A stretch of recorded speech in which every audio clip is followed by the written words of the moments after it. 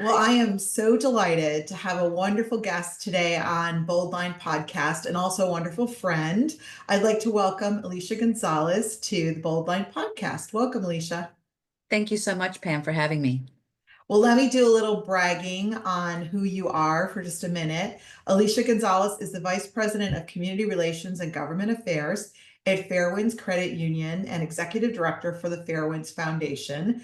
We are such great fans of the foundation at CareerSource Central Florida. Um, we've been working with you on financial literacy, and we'll talk about that a bit. Elisha is originally from Mexico. She moved to the United States when she was 13. Her family moved to Inverness, Florida. She is a big advocate, and big is not enough to describe it for you, of the Hispanic community in Central Florida. She is also a holder of a bachelor's in education and has been a principal in her career. She also has an MBA from Nova Southeastern University. She loves to travel like me, read like me, and run not like me. She is also, as I said, a former teacher and principal in Orange County Public Schools. And she oversees the FAIRWINDS Foundation, which is the philanthropic arm of FAIRWINDS Community Credit Union. And it is a 501c3, granted a historic this year, $400,000 to Central Florida organizations that support our community's most economically vulnerable populations, targeted on financial literacy. In the past year, the foundation has also impacted over 200,000 individuals by delivering financial literacy programming and also providing support to many nonprofit organizations. So welcome, Elisha, to the Bold Line Podcast. Thank you so much, Pam. That's some intro. Thank you. Yeah, well, you're some great lady. And I know that very personally because we have been colleagues and BFFs in Leadership Florida for a number of years. And I thought I'd actually start out by asking you, in Leadership Florida, we get to experience some amazing speakers. It is an incredible organization and really a unique opportunity for leaders and communities across the state. I'm curious, at Leadership Florida conferences or any other conferences that you've been to, what speaker really has stood out for you, has touched you, in a way that you continue to think about it to this day? I think, and I'm glad you brought up Leadership Florida because it is a good platform for us to connect and really think about how we're making the state a better place. And one of the leaders, and I can't recall his name right now, but he really spoke on the browning of America Oh, and the yeah. impact of that and how it would really impact our economy and how we're moving the economy forward and how we're tapping into talents of all aspects of people. So I think and that was a while back that I heard that. I think I like the intentionality of a lot of our colleagues who Mhm. really focused on investing in all their employees as they are part of moving the economy that also have very diverse backgrounds and experiences that can move the needle forward for us. Yes, absolutely. And so that diversity in our population we see every day here in Central Florida, definitely. I also I recall a lot of great speakers over the years that we've been able to experience, that have talked about the incredible diversity in the state of Florida. But also, I was very struck by hearing from Scott Kelly. You remember he's an astronaut, and he talked about his year on the International Space Station and actually, a lot of insight about relationships and siblings because he's a twin. And part of him spending that time was to also work with his brother, the astronaut, to understand the differences. But, Leadership Florida, to your point, has really been an incredible platform that teaches us leaders how to continue to, look ahead and be focused on Florida's future as well as creating great networking relationships across the state. And I'm so grateful to you for being a champion for me in getting into Leadership Florida.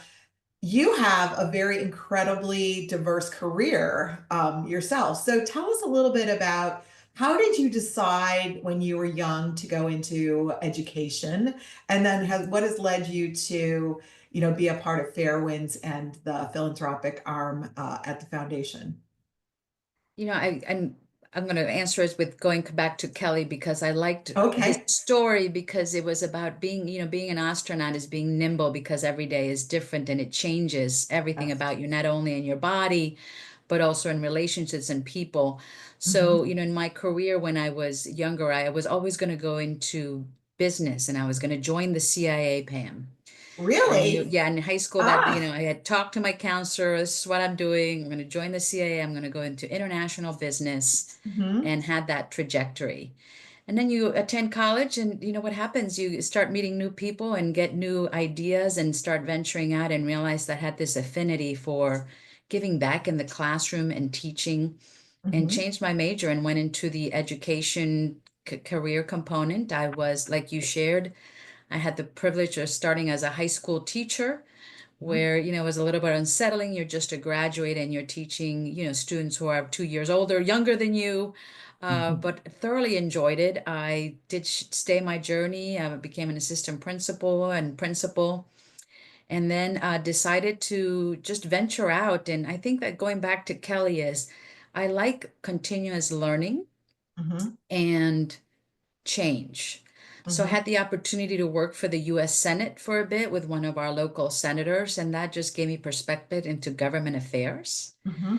And then continued meeting new individuals in our community who are very forward thinking and want to change and contribute to the success of our community. And that's when I met Dr. Sandy Sugar, and I went back to education and worked at Valencia College Hmm. and ran a non-for-profit there. I remember we met. That was That's where we where we met. met. We're at Yeah. Valencia. Mhm. Yes. So I was there for quite a bit. I was there for 10 years. It was a Hmm. wonderful experience to see and have the ability to change students' lives and also parents. Sometimes when we're focusing so much on students, you realize that you're also impacting the whole family, and that was so Yeah. rewarding as well. Yes. And- Yes. and So you kind of branched out from there, though. You had the education, you had the government affairs, and where did you go after Valencia? So I started, networking and meeting new individuals, and I went to work for Duke Energy, that is headquartered in St. Petersburg, Florida, one of the largest utilities companies. And it was a great experience of really going from that public sector to the private sector, and thoroughly enjoyed the collaboration of working there with teams that are managing transmissions line, distribution lines, linemen, women, and just in that whole utility industry Yeah. that is really impactful as far as innovation goes. So I thoroughly enjoyed that journey as well. Well, and I was just curious, when you were there, did you weather any hurricanes here in Florida? Oh, I think it felt like there was one every day. Yes, I think I was part of four to be four of four. Yeah, Yes. the energy companies really are like, nose to the grindstone during those times here. It's an incredible time, but also probably an amazing learning experience. Absolutely. And it just you really brings you close. My role was really to be close to community and municipalities to really make sure that we were helping our constituents throughout the storm. So it Mhm. was wonderful just to connect as a community for the betterment of them all. So Yes, yes. And now you're at Fairwinds. I am. And And that, so tell us a little bit about how you ended up at Fairwinds, and then tell us about the credit union and the foundation. thank you. So the power of relationships and just being connected in principles of trying to move community forward. And I had connected with our CEO, Larry Tobin, and he had just shared about an opportunity. And I'm glad I applied and went for it. It's been an incredible journey because it brought me also back to also running the, as you mentioned, I lead our community and government affairs relations corporately, and that really is investing in our community collectively and also advocating for our members, both federally and the state, when it comes to legislation that impacts our business. But Mhm. in the aspect of financial literacy, I like how you mentioned that too. It brought me home to my roots of, oh my God, education. We're helping Mhm. people. We can change lives through something so powerful as financial wellness that I do believe it's a spoke to mental wellness, overall Mhm. health, that when you are feel like you could be financially free at any stage of your life, that there is a sense of tranquility and that you can be okay, that it's going to be okay. So that just really gave me joy to know that I get to lead that. Yes, I'm so excited.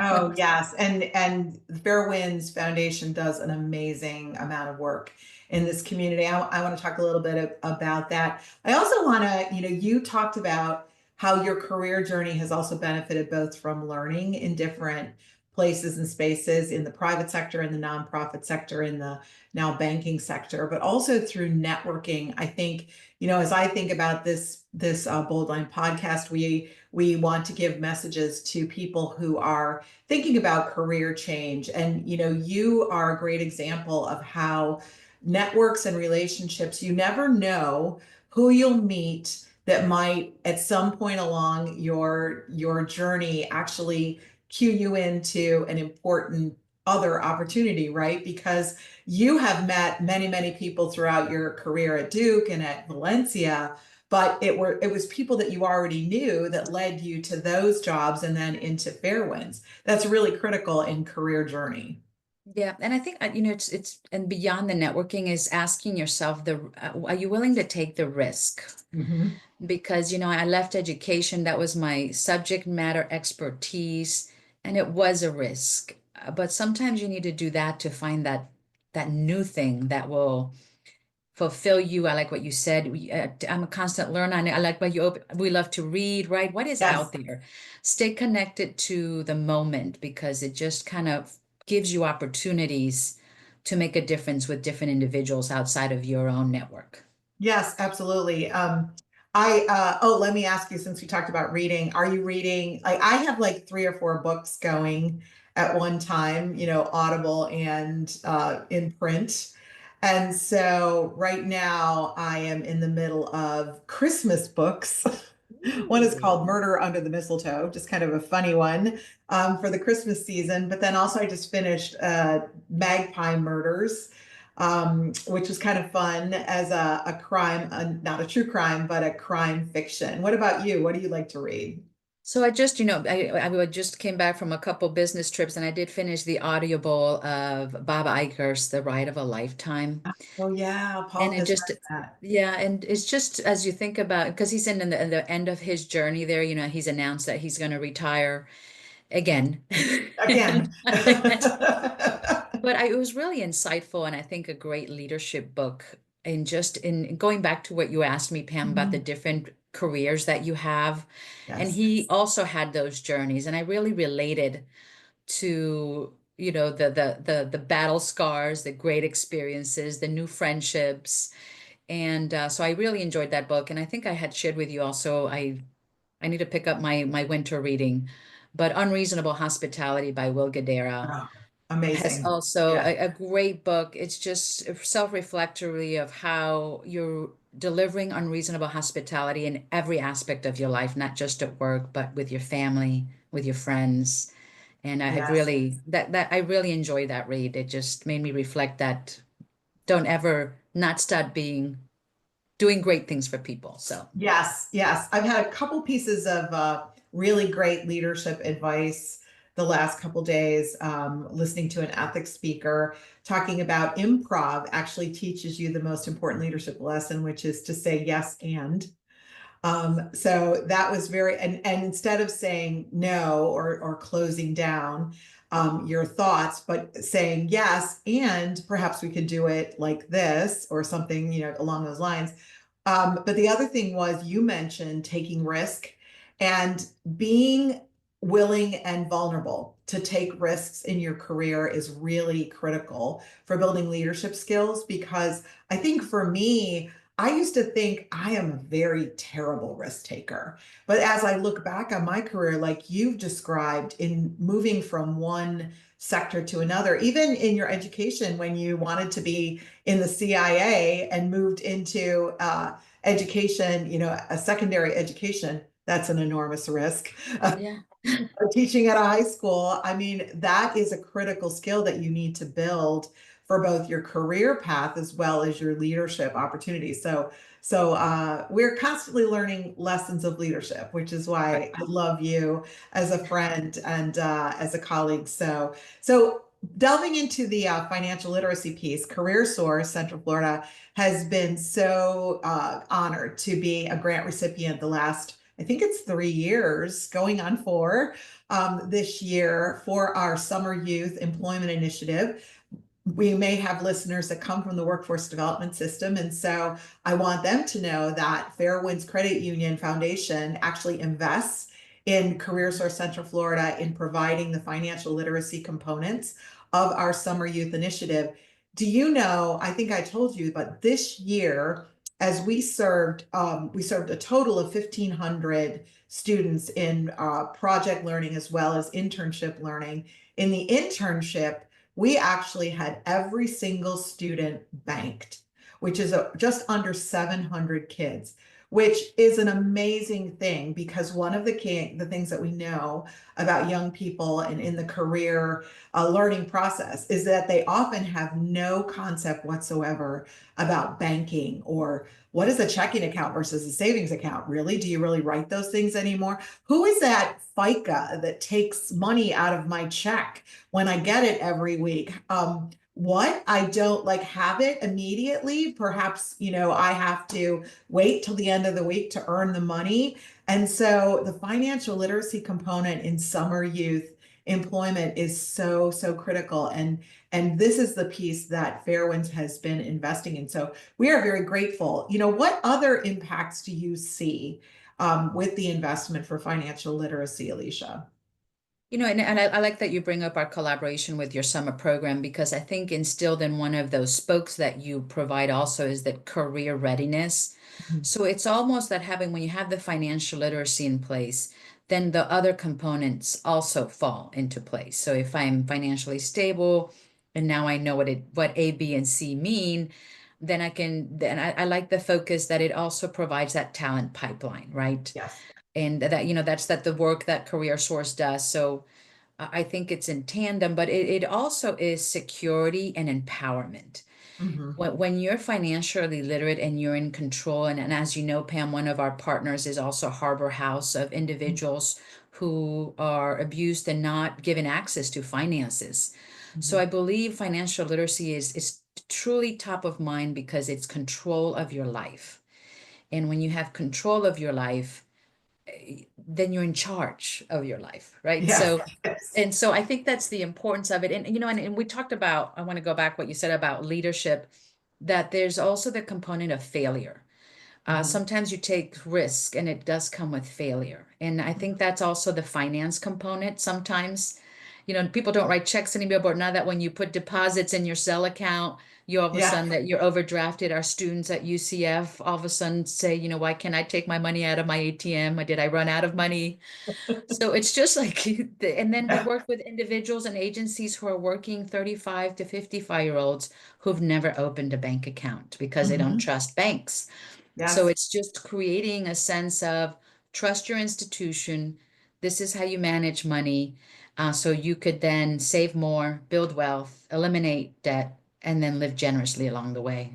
Yes, that is so, so critical. Well, as I said, I am very, very grateful to Fairwinds. What I also think that you have done in your leadership role with the credit union and the foundation is that you have also brought other nonprofit leaders together. And just recently, you hosted a number of nonprofit leaders over at our incredibly stellar Dr. Phillips Center to talk about looking to the future and looking at the landscape of economics in the state of Florida and the growth in the state of Florida. I know earlier you talked about being a champion for the Hispanic community and the diversity that is occurring here in Central Florida. We know that in our counties in Orange and Osceola in particular, we're at about almost in Orange and actually over in Osceola, 50% of the population is coming from either Latin American areas of the world, Central, South America, or even Spain, right? And Spanish speaking countries all over the world. And so it is an incredibly diverse population here. And yet, as you said, there are still populations that are not understanding banking or they're not trusting banking. There are still populations from the workforce perspective that really don't know about growing careers like manufacturing or healthcare. They just fall into, they may start in hospitality, which is a great place to start, but they need a career trajectory. So as you think about that impact, what do you see as the potential in the future for FairWinds continued investment in Central Florida? And particularly, thinking about the Hispanic community, which is your passion. Yes. Well, I'm currently the chair of the Hispanic Chamber, and I think you made me reflect on also how you mentioned that I convened our CEOs of the nonprofit agencies that we partner with.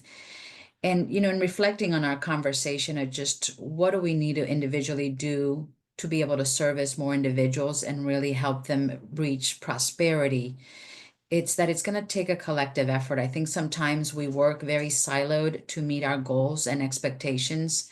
So my takeaway from that meeting was that we collectively could make a difference together, and we just need to continue the conversation with an action item. And I think that we left and I think you said this to me, we left very energized that afternoon in the difference and impact that we can have together.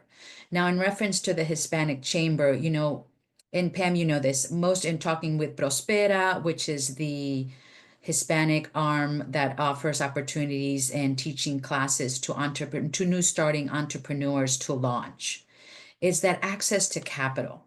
So going back to risk taking, how do our banking institutions have more risk in supporting not only Latinos, African Americans, but it's also the data shows that it's women entrepreneurs as well. So that we are investing in these entrepreneurs that could be the future of our economy. So that's top of mind for me of how do we are helping entrepreneurs reach prosperity. And we know that we also need investors to keep them going. Yes, that is very, very important, particularly for here in Central Florida. And in the workforce system, we're also working to help those businesses grow and are very honored to work with the Hispanic Chamber as well as Prospera in really understanding their workforce needs in particular. And I am also blessed with an amazing, diverse staff who can reach out to those communities and connect them to the resources of the chamber and banking resources like FairWinds as well. Speaking of the chamber, we actually have a big gala coming up this week. For our listeners, the biggest gala that happens in Central Florida happens right before Christmas. It's called Don Quixote, and it is honoring Hispanic professionals throughout the Central Florida region. And it is very prestigious. And I am always jealous. I know you are a recipient of one of the Hispanic Professional Award. And I am always jealous because one of the awards is actually a Yadro statue of Don Quixote, and it is absolutely beautiful. I know you have it in your office somewhere, but we are very excited at CareerSource Central Florida because one of the 5 finalists for the Professional of the Year is Nilda Blanco, our VP of Strategic Initiatives and Community Engagement. So we're very excited, and I will be there. So I will have my mask even. This year it is a masquerade honoring, I believe, like Barcelona and Gaudi and the whole culture. So I am red and black. How about you? Ooh, I think I'm going red and pink. Oh, okay. It is a very big deal, and so we're excited. Tux is on the guys, and of course it's held at our premier employer here in Central Florida, Walt Disney World. So it is a big deal, and I know you and I have seen each other and have had a toast or two over the years at the Don Quixote event. So we're really excited. We're super excited that Nilda is one of the finalists. Very, very prestigious to be among that group. To give context to the Don Quixote Awards, it's that connects to Miguel de Cervantes's Don Quixote novel. And it's about the dreamers, the risk takers, and the innovators. So congratulations to Nilda because it is very Yes. prestigious. And thank you, Pam, for mentioning it on our conversation today. Oh, yes, yes. We're really, really thrilled. And I'll let the Bold Line listeners know her status on the next Bold Line podcast. But I'm also thinking, sort of closing it us out, you had talked about the importance of lifting up Hispanic entrepreneurs, individuals who are not used to taking on the world themselves in business, or women in business. And as you think about your career, what kind of advice beyond, take those risks, what has led you to success? I know one thing is that your mom, Linda Landman Gonzalez, is also a pillar of the community. She was long the president of the Orlando Magic Foundation as well, just recently retired, and she is absolutely wonderful. So mentorship is very important, having your mom, but also being a mentor. But what else do you think is critical in having career success for individuals as they think about it? I think there needs to be a support group that you can, like I appreciate this of our relationship, Pam, that, you need to have that person you call when it's not a very good day or you have to make tough decisions at the office, and that you have a sounding board to talk it through with you because, as you know, Pam, sometimes these positions put you lonely at the top, and you do need a Absolutely. support group to just balance you out, and so you know that you're not alone. Hmm. And I've said this, I think you always need to continue to keep learning. We are in a platform today where geopolitics are number one in driving the force of business. So I Hmm. think just really staying connected to worldly and global information to help make good business decisions, and also to make you aware of others' shortcomings or opportunities where you need to be an advisor or a supporter of others. And also, I think we have the opportunity to raise people up, and that, that we provide that we are that connector, and that we help individuals also meet new individuals and network. Yes, absolutely. Support, particularly as you go higher in an organization, it does truly become lonely. And so having other leaders, like you are to me as a friend and a mentor, is really, really critical. So finding those people that can help you to navigate sometimes the good days and the bad is really, really critical.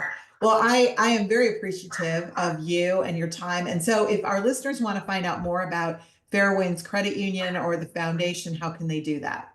Thank you, Pam. They can go to fairwinds.org, and all our information is there for our foundation and our organization, where you can connect to either products or individuals who can make your experience in financial wellness a little better. Our motto is for people to be financially free, and I hope you join us in that. Pam, thank you so much. I thoroughly enjoyed this. Oh, wasn't it fun? Yeah, this Yes. this is easy. Well, thank you again, Elisha, for joining us today on our Bold Line podcast. The podcast is focused on sharing great insights, which I think we've done today, and connecting people to what matters. Here at CareerSource Central Florida, we are focused on being brilliant at what we do, being innovative in our solutions, being resilient in serving our community, and most of all, leading and inspiring individuals, most especially our staff and community. Thank you again, Elisha, and thank you, listeners. We look forward to you tuning into our next Bold Line episode in the coming weeks.